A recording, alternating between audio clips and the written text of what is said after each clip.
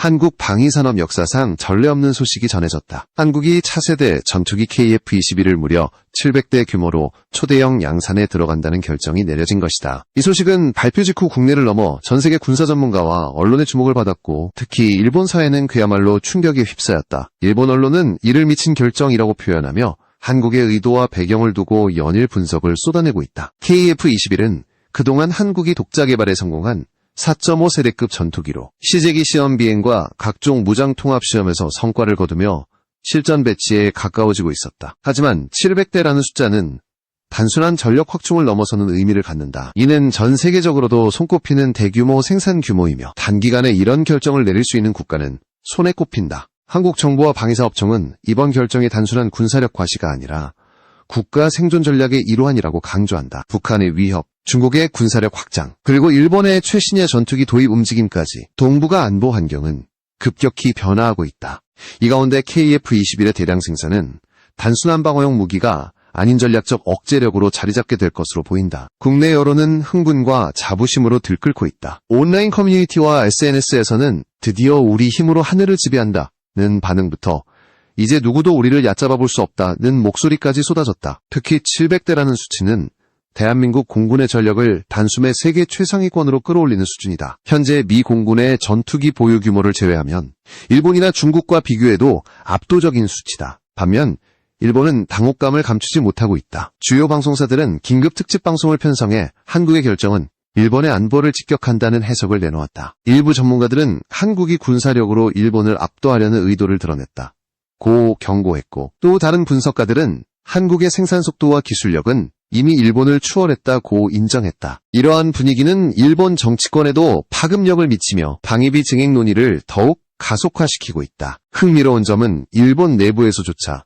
한국을 과소평가한 대가를 언급하는 목소리가 커지고 있다는 것이다. 과거 일본은 한국의 KF-21 개발을 두고 실패 가능성이 높다며 비웃었지만 이제는 그 비웃음이 공포로 바뀌었다. 한 일본 군사 전문지는 한국인들이 미쳤다는 자극적인 제목의 기사를 내보내며 이제 일본은 방어 전략을 전면 수정해야 한다고 촉구했다. 이렇게 KF-21 700대 초대형 양산 소식은 단순한 군사 뉴스가 아니라 동북아시아의 군사 지형을 뒤흔드는 사건으로 기록될 것이다. 그리고 이 거대한 변화의 중심에 한국이 서 있다는 사실은 앞으로의 전개를 더욱 흥미롭게 만들고 있다. KF-21 700대 양산이라는 결정이 내려지기까지는 결코 단순한 과정이 아니었다. 이 전투기의 개발 역사는 20년 가까운 도전과 투쟁의 연속이었다. 2000년대 초반 한국이 독자 전투기 개발 계획을 공식화했을 때 주변 국가 일부 서방 전문가는 이를 무모한 시도라고 평가했다. 첨단 항공기 설계와 생산은 기술 자본, 노하우가 집약된 산업으로 심지어 유럽의 일부 국가들도 미국에 의존하는 분야였기 때문이다. 초기 개발 단계에서 한국은 여러 난관에 직면했다. 첫 번째는 핵심 기술 확보 문제였다. 특히 전투기의 심장이라 불리는 엔진, 그리고 AES, AE 레이더와 같은 첨단 전자장비는 외국에서 쉽게 이전받을 수 없는 전략 기술이었다. 하지만 한국은 이 문제를 정면 돌파했다. 자체의 연구개발 인력을 대폭 확충하고 민간군사 기술 협력을 강화하며 필요하면 수십 년치 예산을 선투자했다. 그 결과 한화 에어로스페이스가 중심이 된 국산 엔진 기술, 그리고 LIG 넥스원의 첨단 레이더가 완성되면서 KF-21은 점차 실물로 현실화됐다. 두 번째 난관은 비용 문제였다. 차세대 전투기 개발은 수조 원대 예산이 소요되며 양산에 들어가면 규모는 기하급수적으로 커진다. 한국 정부는 KF-21을 단순한 군사 프로젝트가 아닌 국가 산업 생태계를 업그레이드하는 핵심 프로젝트로 규정했다. 부품 국산화율을 높이고 항공우주 분야 중소기업 수백 곳을 참여시킴으로써 산업 전반의 성장 동력을 확보했다. 이 과정에서 KF-21은 단순한 무기체계를 넘어 방위산업 수출과 첨단 기술 수출의 플랫폼이 될 가능성을 보여줬다. 세 번째는 시험평가와 실전 운용 검증이었다. 2022년 첫 시험 비행에 성공한 이후 KF-21은 다양한 기상 조건과 작전 환경에서 200회 이상의 시험 비행을 수행했다. 장거리 비행, 초음속 돌파, 공대공 공대지 무장 운용, 전자전 대응까지 모든 분야에서 안정성과 성능을 입증했다. 특히 공대공 미사일과 정밀 유도폭탄 통합 시험에서 예상치를 뛰어넘는 명중률을 기록해 군 관계자들을 놀라게 했다. 이러한 성공적 검증이 쌓이자 군 수뇌부와 정부는 양산 규모 확대라는 결정을 내렸다. 당초 계획은 120대 생산이었으나 지정학적 환경 변화와 기술 성숙도를 고려해 한 번에 700대로 확대했다. 이는 전 세계에서 보기 드문 대담한 전략이었다. 양산체계 역시 기존 방산 생산 라인을 재편성하고 일부는 24시간 가동체제로 전환해 속도를 높였다. 동시에 해외 수출을 염두에 두고 국제표준 인증 절차를 병행해 잠재적 수출국의 관심을 끌고 있다. 이 결정이 내려진 시점은 매우 전략적이었다. 일본은 차세대 전투기 개발을 위해 영국, 이탈리아와 GCAP 프로젝트를 진행 중이지만 실전 배치는 2035년 이후로 예상된다. 반면 한국은 2030년 이전에 이미 700대에 가까운 KF-21을 보유하게 된다. 이는 단순히 시기적 우위가 아니라 전술 전략적 공중 지배권을 선점한다는 의미다. 결국 KF-21 대량 생산의 배경에는 기술력 축적, 산업 생태계 성장, 지정학적 계산이 복합적으로 작용했다. 그리고 이 모든 과정은 우리가 할 수 없다던 외부의 시선을 정면으로 깨부수는 결과를 만들었다. 한국은 이제 단순한 무기 수입국이 아닌 세계적인 첨단 전투기 생산국이라는 새로운 정체성을 얻게 된 것이다. KF-21 700대 양산 소식이 전해진 직후 일본 언론은 마치 국가 비상사태라도 발령된 듯한 분위기를 보였다. NHK, 아사히 신문, 요미우리 신문 등 주요 언론사는 일제히 특집 기사를 내보내며 한국의 결정은 일본 안보에 직접적인 위협이라는 논조를 취했다. 특히 요미우리 신문은 사설에서 700대라는 숫자는 방어를 넘어 공세적 전력을 의미한다며 한국의 전략적 의도를 의심했다. 일본의 군사 전문가들도 경각심을 드러냈다. 전 항공자위대 장성 출신의 한 분석가는 한국 공군이 이 정도 규모의 최신형 전투기를 확보하면 일본 열도의 방공망은 기존 시나리오로는 유지할 수 없다고 경고했다. 또 다른 전문가는 지금까지 일본은 F-35와 F-15J 개량형을 중심으로 우위를 점할 수 있다고 믿었지만 KF-21의 성능과 수량은 그 계산을 무너뜨린다고 말했다. 일본 내에서는 특히 KF-21의 성능 대비 가격 경쟁력에 큰 충격을 받은 분위기다. 일본이 개발 중인 차세대 전투기 GCAP는 대당 가격이 200억 엔 이상으로 예상되지만 KF-21은 절반 이하의 비용으로 생산 가능하다는 분석이 나왔다. 이는 단순한 수량의 문제가 아니라 유지 운용 비용에서 장기적인 격차를 만들 수 있다는 의미다. 더욱이 일본은 아직 차세대 전투기를 실물로 완성하지 못한 상태에서 한국이 이미 수백 대 규모의 양산 체계를 가동한다는 사실에 불안감을 감추지 못하고 있다. 일본 네티즌들은 온라인에서 우리가 웃었던 KF-21이 이제 우리를 위협하고 있다. 일본 정부는 무엇을 하고 있었나 라는 비판을 쏟아내고 있다. 과거 KF-21 시험 비행 당시 일본 매체들이 중간 단계 전투기라며 깎아내렸던 태도와는 극명히 달라진 분위기다. 정치권 반응도 즉각적이었다. 방위성을 비롯한 자민당 내 안보위원회는 긴급회의를 소집해 한국의 결정이 일본의 방위계획 대강에 미칠 영향을 검토하기 시작했다. 일본 정부는 이미 방위비를 GDP의 2%까지 확대하기로 했지만 KF-21 대량 양산 뉴스는 그 논의를 더욱 가속화시키는 촉매제가 됐다. 심지어 일부 의원들은 한국을 견제하기 위해 조기 배치 가능한 F-35 추가 구매를 주장하기도 했다. 새로운 점은 일본이 단순히 경계심만 드러낸 것이 아니라 기술적으로 뒤처졌다는 불안감도 표출했다는 것이다. 특히 KF-21이 AESA 레이더, 첨단 전자전 장비, 다양한 미사일 운용 능력을 이미 확보했다는 점이 일본 전문가들에게는 충격이었다. 이는 일본의 자국 개발 레이더와 전자전 시스템이 아직 시험 단계에 머물러 있는 상황과 대비된다. 결국 일본 사회 전반에 흐르는 분위기는 과소평가의 대가다. 한 군사평론가는 일본 신문 기고문에서 이렇게 썼다. 우리는 한국의 군사력 성장 속도를 오판했다. 그 결과 이제 우리 앞에 놓인 현실은 과거와 전혀 다른 게임판이다.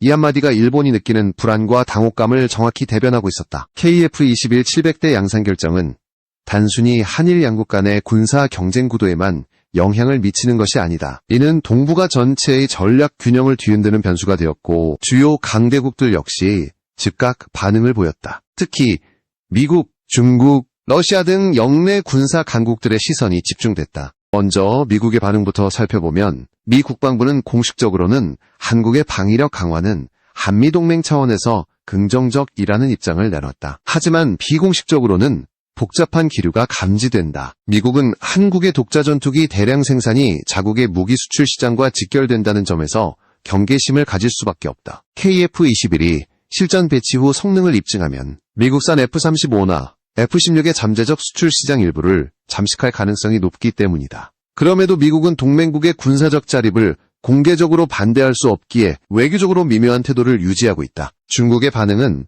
또 다른 차원의 경계심을 보여준다. 중국 인민해방군 기관지는 KF-21 대량 생산을 영내 군사 판도를 바꾸는 잠재적 위협으로 규정했다. 특히 KF-21의 장거리 작전 능력과 첨단 전자전 장비는 중국 해군과 공군의 동중국해, 남중국해 활동에 제약을 줄 수 있다는 분석이 나온다. 중국은 이미 제-20 스텔스 전투기를 대량 배치하고 있지만 KF-21이 다양한 무장 옵션과 상대적으로 저렴한 가격으로 다수 운용될 경우 수적 전술적 열세에 놓일 가능성을 배제하지 않고 있다. 러시아는 공식 논평을 자제했지만 러시아 군사 전문가들의 분석이 흥미롭다. 일부는 KF-21이 국제 전투기 시장에서 Su-35, Su-57과 경쟁하게 될 것이라고 내다봤다. 특히 KF-21이 나토 회원국이나 동남아시아 국가들에 수출될 경우 러시아의 전투기 수출 시장이 위협받을 수 있다는 것이다. 동남아시아와 중동 국가들의 반응도 주목할 만하다. 필리핀, 인도네시아, 말레이시아 등은 이미 KF-21 수출 가능성에 관심을 보였고 사우디아라비아, UAE 등 중동부국들도 첨단 전투기 확보 경쟁에서 KF-21을 잠재적 후보로 검토하고 있다. 이는 한국이 단순히 자국 전력 강화를 넘어 세계 방산 수출 시장에서 강력한 경쟁자로 부상하고 있음을 의미한다. 이러한 국제적 파급 효과 속에서 일본은 더욱 불리한 위치에 놓이게 된다. 한국이 KF-21을 통해 군사력 플러스 수출력 두 마리 토끼를 잡는다면 일본은 기술 개발 속도와 비용 경쟁력에서 모두 밀릴 가능성이 크다. 결국 KF-21 700대 양산은 한반도와 일본만의 문제가 아니라 전 세계의 무기 시장과 동북아 안보 지형 전체에 연쇄적인 변화를 일으키는 거대한 파도와 같다. 전략가들의 분석에 따르면 이 결정은 향후 10에서 15년 동안 동북아 공중전 시뮬레이션 시나리오를 근본적으로 바꿀 것이다. 단순히 전투기의 비교가 아니라 정보, 정찰, 전자전, 장거리 타격까지 포함한 다영역 작전에서 한국이 주도권을 잡을 수 있는 발판을 마련했다는 것이다. 결국 KF-21은 군사적 의미뿐만 아니라 정치, 외교, 경제적 파급력을 동시에 발휘하는 게임 체인저로 자리매김하고 있다. KF-21 700대 양산은 단기적인 군사력 강화에 그치지 않는다. 이는 한국이 향후 수십 년간 어떤 국가로 자리매김할지를 결정짓는 역사적 분기점이 될 가능성이 크다. 전투기라는 무기는 단순한 방어수단이 아니라 국가기술력과 산업 역량, 그리고 외교적 영향력을 종합적으로 상징하는 전략 자산이기 때문이다. 우선 산업적 측면에서 KF-21은 한국 항공우주 산업의 체질을 근본적으로 변화시킨다. 이번 양산 과정에는 수백 개의 국내 기업이 참여하며 그중 상당수는 항공 분야에 처음 진입하는 업체들이다. 이 과정에서 축적된 설계, 제조, 품질, 관리, 소재 기술은 민간 항공기와 우주 산업으로까지 확장될 수 있다. 이는 단순한 무기 생산이 아닌 첨단 제조 생태계의 완성을 의미한다. 기술적으로도 KF-21은 지속적인 성능 개량을 통해 세대를 거듭하며 진화할 것으로 보인다. 초기 양산형은 4.5세대 수준이지만 스텔스 성능 강화, 인공지능 기반 전자전 시스템, 무인기와의 유기적 연동 등 다양한 업그레이드가 계획되어 있다. 특히 유무인 복합 전투 체계, MUMT 통합은 KF-21을 5세대 이상의 작전 능력을 갖춘 플랫폼으로 변모시킬 수 있다. 이렇게 되면 KF-21은 단순한 한 시점의 산물이 아니라 지속 발전하는 플랫폼 전투기로 자리 잡게 된다. 외교안보적으로는 한국이 무기 수입국에서 주요 수출국으로 전환하는 계기가 될 수 있다. KF-21이 실전 배치 후 우수한 성능을 입증하면 개발 비용 해소와 추가 수익 창출이 가능해진다. 이는 한국이 미국, 러시아, 프랑스 등 전통적인 전투기 수출, 강국과 어깨를 나란히 하게 되는 것을 의미한다. 또한 무기 수출은 단순한 경제적 거래를 넘어 구매국과의 전략적 관계를 심화시키는 외교 수단이 된다. 전략적으로는 억제력의 성격이 강화된다. 700대라는 수량은 단순한 방어를 넘어 필요할 경우 공세작전도 가능하다는 메시지를 영내외에 전달한다. 이는 잠재적 적국이 한국에 대한 군사적 모험을 시도하기 전에 재검토하게 만드는 심리적 압박으로 작용한다. 특히 일본이나 중국과 같이 한국과 직접적인 영토 해양 분쟁 가능성이 있는 국가들에게는 더욱 강력한 경고가 된다. 물론 이러한 결정에는 부담도 따른다. 막대한 예산 투입, 장기적인 유지 보수 비용, 국제정치 환경의 변화 등은 변수로 작용할 수 있다. 하지만 한국은 이미 그 부담을 감수하더라도 얻을 수 있는 전략적 이익이 훨씬 크다고 판단했다. 이는 단기적인 정치적 성과가 아니라 국가 생존과 미래 세대의 안보를 위한 투자라는 인식에서 비롯된 것이다. 결국 KF-21 700대 양산은 하나의 군사 뉴스가 아니라 한국이 군사, 기술, 산업, 외교를 종합적으로 발전시키는 국가 전략의 핵심 축이다. 몇 년 뒤, 혹은 수십 년 뒤, 역사가 이 시점을 돌아볼 때 사람들은 이렇게 말할지도 모른다. 그때 한국은 단순히 전투기를 만든 것이 아니라 미래를 설계하고 있었다. KF-21, 700대 양산이 현실로 다가오면서 군사 전문가들은 단기적인 효과뿐만 아니라 중장기적인 전략 시나리오를 예측하기 시작했다. 이 전투기가 단순히 한국의 하늘을 지키는 방패를 넘어 세계 공군력 지도에 어떠한 변화를 불러올지에 대한 관심이 커지고 있는 것이다. 첫째, 아시아태평양 지역에서의 공중전 양상이 근본적으로 달라질 가능성이 크다. 현재 이 지역은 미국과 중국이 주도하는 양극체제에 일본, 호주, 인도가 균형 요소로 작용하는 구조다. 그러나 KF-21이 대량 배치되면 한국이 독자적인 제3의 공중강국으로 부상하게 된다. 이는 미국 동맹체제 내에서 한국의 전략적 자율성을 강화하는 동시에 중국과 일본 모두에 대한 견제력을 확보하게 만든다. 특히 일본 입장에서는 한미일 안보 협력 구도에서 한국이 단순한 보조적 위치를 넘어 전략적 결정권을 일부 행사할 수 있는 위치로 오를 가능성이 있다.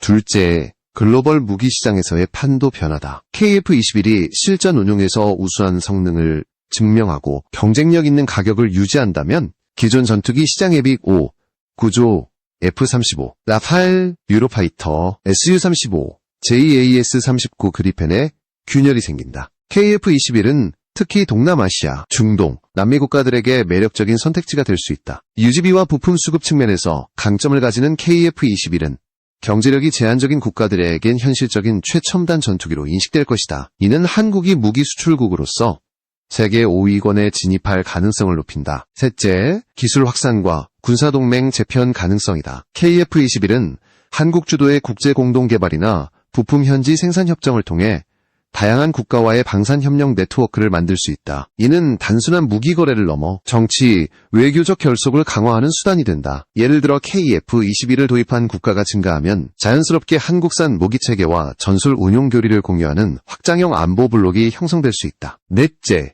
장기적으로는 KF-21 기반의 파생기종 개발이 예상된다. 함재기형, 무인 전투기형, 전자전 특화형 등 다양한 변형 모델이 가능하며 이는 한국의 군사적 선택지를 크게 넓힌다. 특히 무인 전투기형은 인공지능 전술 운용과 결합해 미래 공중전의 양상을 완전히 바꿀 잠재력을 갖고 있다. 이미 방위사업청과 국내 방산 기업들은 KF-21 플랫폼을 활용한 유무인 복합전투체계 MUMT 개발 가능성을 검토하고 있다. 다섯째, 심리적 억제력의 강화다. 700대라는 수량 자체가 주는 위압감은 수치 이상의 의미를 갖는다. 잠재적 적국 입장에서 KF-21이 전국 각지의 기지에서 동시에 이륙할 수 있는 시나리오는 어떤 군사계획도 세우기 어렵게 만든다. 이는 전쟁을 억제하는 군사력이라는 한국의 전략 목표에 부합한다. 마지막으로 KF-21의 성공은 한국 내부적으로도 안보 산업 과학기술의 선순환 구조를 형성할 수 있다. 안정적인 군사력은 경제적 신뢰도를 높이고 첨단 기술 개발은 민간 산업 경쟁력을 끌어올린다. 이 모든 요소가 결합하면 한국은 단순히 방위력 강화가 아니라 국가 전체의 전략적 위상을 한 단계 끌어올리는 결과를 얻게 된다. 결국 KF-21 700대 양산은 단기적으로는 동북아 군사 균형을 재편하고 장기적으로는 한국을 글로벌 항공우주 강국 반열에 올리는 기폭제가 될 것이다. 몇 년 뒤 세계 군사 전문가들이 동북아를 분석할 때 그들은 아마 이렇게 기록할지도 모른다. 21세기 아시아의 공중패권은 KF-21이 등장한 순간부터 다시 쓰이기 시작